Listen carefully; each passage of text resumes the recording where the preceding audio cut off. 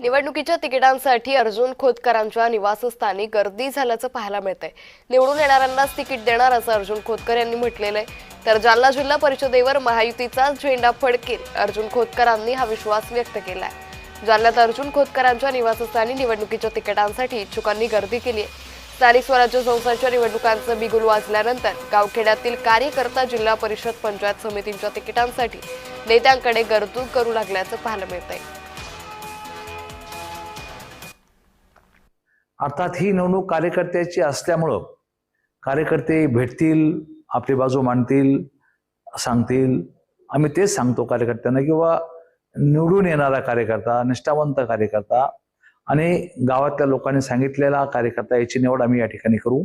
अशा प्रकारची निश्चितपणे चर्चा येणाऱ्या लोकांशी आम्ही या ठिकाणी करतो।